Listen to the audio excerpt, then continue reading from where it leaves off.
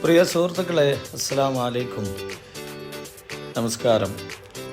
ഞാൻ എൻ്റെ ഉമ്മയുടെ ദുനിയാവിലെ സ്വർഗീയ ഭവനത്തിലാണ് ഇപ്പോൾ ഷോർട്ട് വെക്കേഷനിലുള്ളത്.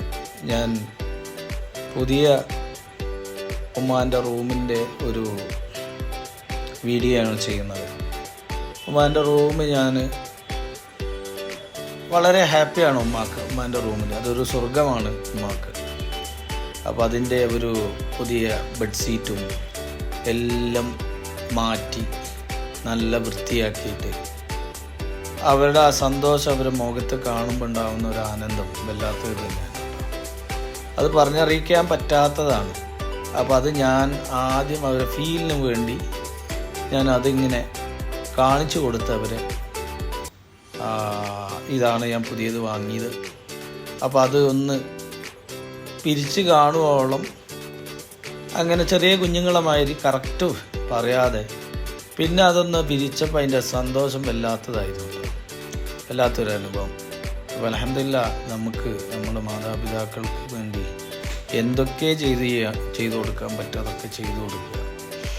അള്ളാഹു അവർക്ക് അവരുടെ പ്രാർത്ഥന നമ്മൾക്ക് അതിൻ്റെ ഗുണങ്ങൾ നമുക്ക് കിട്ടട്ടെ.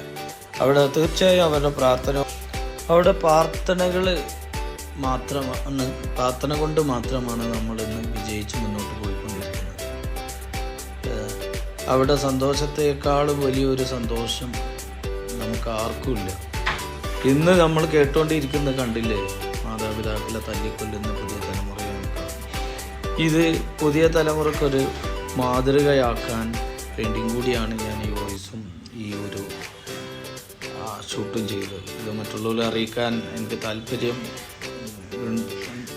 പൂർണ്ണമായി ഉണ്ടായിട്ടല്ല, ചെയ്തേ പറ്റുമോ. ഇപ്പോഴത്തെ സാഹചര്യം നമ്മളെ അങ്ങനെ ചെയ്യിപ്പിച്ചത് മാത്രമാണ്. ഞാൻ എൻ്റെ മക്കൾക്കും എല്ലാവരോടും ഇത് തന്നെ പറയാനുള്ളത്, നമ്മുടെ പുതിയ തലമുറയോട് പറയാനുള്ളത്, നിങ്ങളുടെ മാതാപിതാക്കളെ പൊന്നുപോലെ നോക്കിയാൽ നിങ്ങളുടെ ജീവിതം വിജയിക്കും, യാതൊരു സംശയവുമില്ല. ഒരുപാട് സെലിബ്രിറ്റികൾ ഒരുപാട് ബിസിനസ്മാർ അവരുടെ ബിസിനസ്സുകളും അവരുടെ വീടുകളും അവരുടെ മാതാപിതാക്കളെ കൊണ്ട് ഇനാഗുറേറ്റ് ചെയ്യുന്നത് കാണുമ്പോൾ വളരെ സന്തോഷം തോന്നും.